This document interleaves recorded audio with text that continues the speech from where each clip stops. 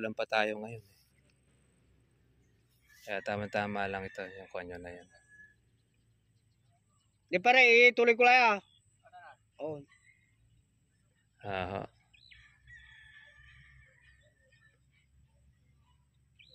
Kaya pala nalagyan nyo na pala ng pataba yung sili, ano? Oo. Konyo lang muna. Para makarecover. Pag nakarecover at meron pa kayo pataba, lagyan nyo ng ganyan. Para baka sakali. Ito lagyan nyo rin ito. Kahit dito nyo na siya ilagay. Para pag umulan kakainin yan. May ilang buwan na ba ito, sili nyo? Matagal na. May isang taon na. Wala pa lang. Wala pa naman. Napagpitasan na yan.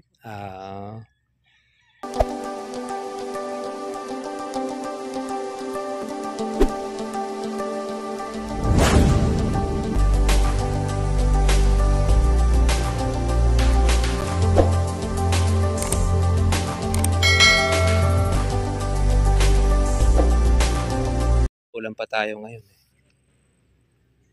Kaya tama-tama lang ito, yung konyo na yan. Di pare, ituloy ko lang oh. Aha.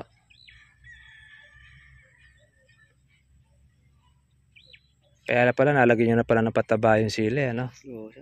Oo. Konyo lang muna. Para makarecover. Pag nakarecover at meron pa kayo pataba, lagyan nyo ng ganyan. Para baka sakali.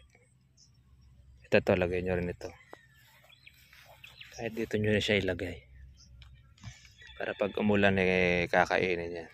May ilang buwan na ba ito, sili nyo? Matagal na. May isang taon na. Wala pa lang. Wala pa naman. Napagpitasan na yan. Dapat papalitan na namin yan, sir Wag, sayang yan. May pag-asa pa yan, basta't ganyan buhay. Dahil ang siling Taiwan, matagal yan, maabot ng taon yan. Manapaya, kung panigang, ala na. Punga na talaga yan. Kaya tinanan niya, yung gano'ng kalilit itong kalamansi na ito nagbunga. Pero sana ito, malalaki na sana ito pagka maganda yung alaga. Doon, sir, yung diretso doon.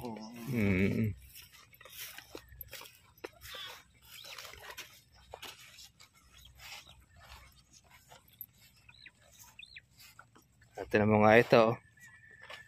Isang dangkala lang itong kalamansi. Parang nga siyang nasa paso Oo, ito.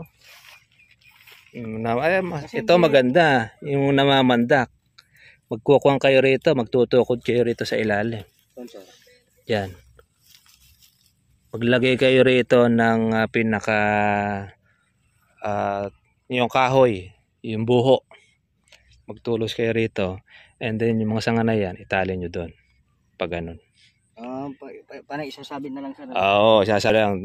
Merong straw. Nyo siya, alin nyo sa post. Wala siyang po pwedeng nandito dahil maliit. Gusto niya nakakawa niya. Alian. Ganon din sa kabila na yan. Pag lumaki yan, lalaylay yan. Oo. Kalagay kayo ng tigisang mga tapos yung lahat ng nakalaylay, gaya nito, dito mo itatali. Ayun, kukuha mo siya. Itatali mo rin yun. Ganun, tali mo ganun. Sasabit mo siya. Parang humangin man siya, hindi siya mabubuwal. At least, kawayan, timbuho, doon mo na siya. Ang istro lang ninyo dapat malalaki. Huwag yung leteng dahil mabiti yung kuwan niya. Kagaya nito. Lalaylay yung iba nito. Ito lalaylay yan. Yan, lalaylay yan. Kaya pagka meron kayong pangkuhan dito na kawayan, doon mo nga siya itatali. Doon sa may kawayan. Ito yung mga Ayan. Ito okay na ito. Kahit di nyo na ito itayo. Tapakan nyo na lang yung pinakapuno. Lagyan ng lupa. Oo, lagyan nyo ng lupa. Nakahilig lang naman Yung mga ganyan. Kasi ito, baka pag ito ay nahilig natin, sabi ko, nung baka malanta. May tubig pa ay wag nang galawin. Baka makakuha siya. Okay yan. Wag lang yung dapang-dapa. Pagka dapang-dapa, kung siya ito, lagyan nyo lang po ito ng lupa. Takpan nyo lang sa tapakan. Kasi pag ginalaw yan, mas lalong masasaktan. Oh, hindi naman pala nakakuha sa lupa eh. Hindi sir, yung parang nakaano lang. Oo, nakahilid lang. Oh, Okay lang yan. Alam nyo bang mas maganda pa yung ganyan? Alam mo bakit? Mas lalabong pa yan. Kasi ito, magkakasanga yan, uusbong yan. Yung iba nga, ginaganyan pa nila eh. ano Para lang, sila kumuhan eh. lagyan ng lupa. Opo, lagyan nyo lang po ng lupa yan. Tapos Tabunan yung lang tukod ninyo. na sir, yung Opo, yung- dito nyo ilalagay ngayon yung pinaka-poste ninyo. Yung kawayan. At tapos ito ngayon itatali nyo doon. sir. Para siya pinaka-supporters. Yun na lang, pag nag-spray ko, yun na lang. Bawat puno, lagyan ninyo ng tigi-tigis ang kawan. Poste. Kawayan. Marami lang kayong kawayan eh. O kaya kahit yung buho. Yung buhong malalaki. Yan, ipil. Opo, ipil. Pwede yan. Tulisan lang ninyo para hindi siya magalaw. O, tingnan nito. Oh, malaki na. Ay, bibilis na lalaki ito.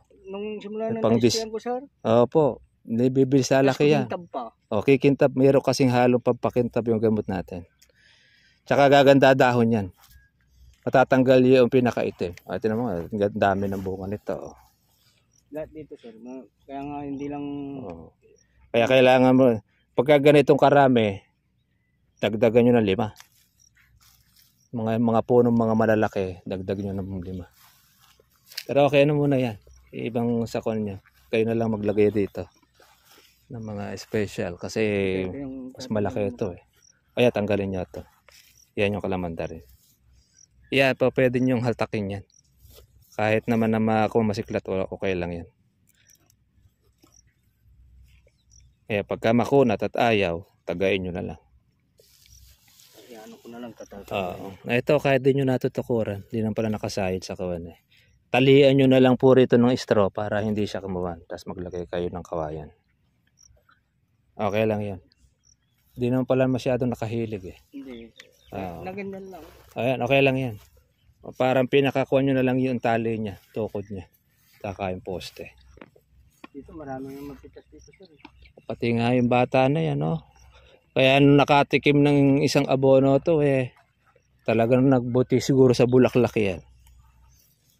Dahil first time, yun, tutukuran nyo yun. Pagka lumaki, lalaylay ito. Papalagyan na lahat sir. Apo, lahat, talagay nyo na. Kaya lahat man po kasi may bunga eh. Gagawa ng tulos na lang sir. Oo, yan. Para noon, ito, obligado nyo tutukuran dahil kawan eh. Tatalian nyo ito ng Dito leteng. ang mga tuko, tusok Ano? na talas para. Apo. Para noon, dito nakuha nyo yung pinakaposte. Lalaylay ito. Dahil nandito sa dulo yung bunga eh.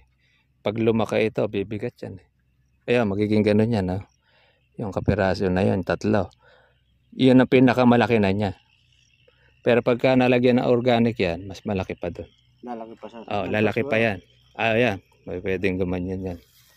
Pagka lumaki yun talagang pinaka-size niya. Dito ang marami sir. Malalaki dito. Dito maganda ang kuwan dito. Yung puno. Kumisan kasi nasa lupa.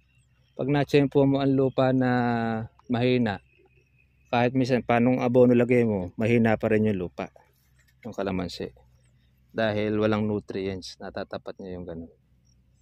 Eh, yung organic naman natin, yun ang nag-natural. Kaya ito, nakalaylay na ito. Obligado nyo natin tukuran. Dito na kayo maglagay ng kuwan yan. Dito. Nang pinakaposte. Tapos tali nyo na rito. Yung straw. Dito ang kuwan yan. Yan. Sa mga sanga-sanga na ito para hindi masiklat. Ganun na lang gawin ko sir. Apo. Kaya kasi sisiklat yan pag hindi natalian. Ito, gaya nito eh. Kalit pa lang ng bunga nito. Pero nakalaylay na. O kaya dito mo tatalian yan. Kailangan may isabit. Isasabit nyo gano'n. Para meron siyang protection. Lumaylay man siya, ay nakasabit siya doon sa kawan. Hindi siya mapupwersang masiklat.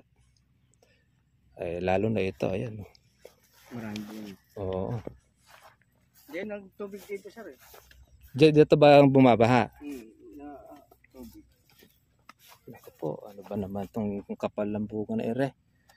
Ito yung nahilig, ano? Oo. Lagyan mo lang dito ng kawan. Hindi pa natin pa pwedeng kunya malalantay, sayang. Dito lang ninyo lagyan ng tukod. Nung nag-spray ko, Dito. medyo mabilis lang. Ano? Tapos lagyan nyo lang ng lupa para hindi siya nakukuha. Ito mo. Ako kawawa ito pagkakuha. Pero napitas nyo na ito, ano? Yung bunga. May pitas ayan. Mukhang mayroong namumulot dito ng kalamansi. Meron siya? Meron, ano? Yun. Kaya yung mga malalaki, agapan ninyo. Tulad nun na marami na. Kaya kunin nyo na yan, yung mga ganon. Para palitan ng panibagong bunga. Dito sa gawin na ito, maganda lupa. Kasi berde. Diyan siguro yung na parting natutubig. O dito natutubig. Bakit dito naman maganda ang kalamansi? Hindi, yan palaging anuhan. Baka madaling matuyo yan. Matuyo. Doon sa parte na baka medyo natutulog yung tubig doon. O hindi lang nalagyan ng abono siguro. Ito sir, wala pa. Ito wala pa ito. Saka yung doon. Sariling kuha lang ito. Sariling buhay. Oo. Kaya nga. Matutuwa yan pag malalagyan ng abono ngayon. Sabi ko noon, ba't siyempre pag pinakain mo yan, lalago yung... Lalago yan. Tsaka magkakasanga yan. Magkakamaraming dahon. Wala pa lang abono pa lang natitikman. Gaganda ngayon yan. Tsaka itong mga bunga na ito, higing supportang. Ito lang nabunuan sir, hanggang doon.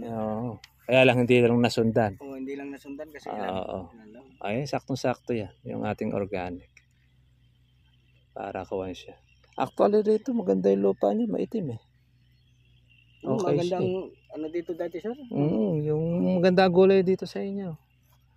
Ito kung tutuusin, dapat malaki na ito, malabong na. Kung ito ay lumaki-laki at napuno ng bunga, ay nako Nabansot kasi sir Tagaraw. Tagaraw, hindi na patubigan. Yun ang isang number 1 na saka hindi nakatikim ng abono. Ng abono, isa pa yon. Kailangan sa tag-araw, ito ay dapat mabusog ng tubig. Ito yung sinasabi ko sa inyo, paararuhan ninyo. Ito yan. Paararuhan nyo yung magkabila. Pasaboy dito yung lupa. Para nun, dito manggagaling yung tubig. Nagtubig kayo, dire-diretso yun. Ayun doon sir, tingnan natin yung sige. ginagawa namin kahit pwedeng tubigan pagkakawan siya. May gawa na siya ng yun, pwede ito. Maganda yan para po sa tag-araw nakaprepare na kayo ng pagkapatubig. Dahil malakas naman ang tubig dito sa inyo. Malakas yung mga tubo dito. Ayan. Yan po ang buhay ng kalamansi nasa tubig ayan. Ako masisiyahan po ang kalamansi na makakatikim siya ngayon ng karne. Puro tuyo kasi yung natitikman Hindi na rin dito nang magpatubig. Pabaliktad ang kawin niya. Gagawin ninyo dyan, masyadong malalim dito lahat ang ang tubig niyan. Di tataniman nga sa ibabaw yan sir. Tatanim sa ibabaw. Yung sili. Oo. Kaya nga. Bali magiging overflow ang kawin niya. Oo sir. Ang ano ko lang kung pwede na rin dito ang magpatubig dyan. Pwede. Kaya lang medyo mataas ito Medyo pababain nyo pa ng konti itong kalamansi. Para nun, makuhan siya. Dito manggagaling yung tubig. Kailangan maagusan. Dito ibabaw ko. Pag ako nagpatubig dito. Bakit kumuhan siya? Oo sir. Kung magagawa ninyo, medyo kuhan pa siya. Medyo malalim ng konti. Gagawin ko na lang dito sir, per puno. Pag nagpatubig ako, may ganyan-ganyan na mga hose Yung mga hose na kuhan siya. yung putol-putol. Para mas mabilis. Hindi, mas maganda po kasi maagos po yung kuhan niya dyan po, halimbawa gaya nito. Maiksi yung daanan ng tubig. Ang gagawin nyo lang naman nito, kakahigin ninyo, papalahin ninyo siya. para magkaroon ng kanal itong kalamansi. Oh, Dire-diretso siya. Hindi baling meron kang ganito. Kumbaga, papatagin mo lang siya, wala yung umbok na ito. Kumbaga, palalalim mo lang ng konti para yung daanan ng tubig, dire-diretso. sir. Kasi pagka yan ay babasain lang natin, hindi siya mabubusog sa tag-araw. Kasi ang goal natin ito, mabusog sa tag-araw para bumawi. Tsaka mas mabulaklak ng marami. Tsaka pag nagpataba kayo, maluluso yung pataba niya pagka sa tag-araw kayo ay magpataba. Kasi pagka hindi maluluso yung kumo dyan, nabasa lang, hindi masyadong kakainin. Dito sir, kaya hindi pa Pwede nyo siyang kuha. Palahin nyo lang, pwede po yan. Kahit palahin nyo lang po yung pinakapalibot po nung kalamansi. Nakanal siya. Dukit ang tawag sa amin doon pagka sa araro. Pagpapadukit. Iba nga doon ay inaasarol. Nakaik sa kabila. Parang mismo yung kalamansi na pinakadaan ng tubig. Ang ganda yung lupa niya, buhagag. Pwede yung taniman ng pechay din yan. Kaya alam mo kung madamo ito pagka sa pechay, ano? Oo sir, lalagyan ng plastic yan sir. Plastic, ito. Ito sisilihan din ito. Oo sir. Siling Taiwan. Taiwan. Pwede yan, habang patag-araw eh. Ito, papalitan na lang ninyo ito. Ng panibago. Iwan ko lang kay sir. Kasi sayang yan, pagka kung ganyan bakante. Magtatanim din naman kayo eh. Hindi, palitan nyo na lang kamo ng kunya. Yung pula.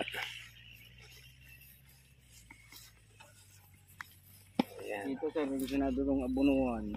Gumanda. Kasi naninilaw na rin ito dati sir. Ay, oo po. Katunayan niya na naninilaw eh. Pagpalagay mo. Mahihina talaga ako yan. Ay, sa tao talaga, pag hindi ka kumain, magmamalnourished ka. Hanggang sa unti-unti ka mamatay. Kaya ganyan naninilaw. Ay, bilang mo ito, isang beses lang pala ito nalagyan ng pataba. Kaya nung makatikim ng pataba, namulaklak ka agad. Tsaka ako kasi siya, sabik na sabik siya sa alaga. Yun ang importante dyan sa kalamansi. Regular na alaga para dumiretso yung paglaki niya. Tinan mo nga ninyo, dadaing bunga, maliit ang sanga. Kaya ang tendency talaga, no, mahirapan. Re-recover yan sir, no? Re-recover yan. Magkakaroon na maraming mga usbong yan. Tapos meron siyang sunong. Kalamandan ito sir. Pagka, ito, kalamandan ito, may habang tinik eh. Ayan, ibuwal nyo para pagkakuha may palatandaan na kayo na puputulin. Ang tanim pala nito, sagad pala sa kuha, sa ilalim, sa may dugtungan. Ayun kaya pala medyo mahina palang lumaki. Dapat dyan, pagka tinanim siya, ililito mo yung mismo pinakadugtong. Ano lang yung lupa o pinakakuha niya, yung bag. Doon mo lang siya itatanim. Pag inilalim mo siya, siguro, malalim yung pagkatanim nito. Kasi yung kalamanda rin, ito dapat yan, nasa ibabaw ito eh. Hindi, nakalubog yung plastic. Siguro, yun nga, ang nangyari doon, sumobra lalim nito, ganito. Malalim yung pagkatanim niya. Makikita mo kasi yung pinakadugtong niya, yung may putol sa gitna. Kailangan yung pantay ng plastic. Yung pantay mismo noon, pinakalupa niya, yun ang lubog ng lupa ng tanim ng kalamansi. Pagka sinobra mo yung tanim mo doon nabobonsa yung kalamansi. Malalim itong malalim. Kaya palagay ko, yun ang naging dahilan kung bakit na maliit, nabansot ang kalamansi nyo. Napansin ko nga, malalim yung pagkakuha niya, nalubog yung pinaka tugtungan. Malalim sir ng Nako, kaya pala lumiit. Isipin mo, 2 taon na pala ito. O kabila yata 3 taon na, no? O wala pa naman? Parang ganun na. Magta-3 taon. Ito, 2 taon ito. Kaya pala, sagad pala yung kuwan niya. Kaya siya na bonsai. Malalim yung pagkatanim. Ayun wala yung pinakadugtungan eh. Dapat yun, nakaalsa yun. Kaya mahina pa mag-progress. Palpak din po yung pagkatanim. Pala dahilan.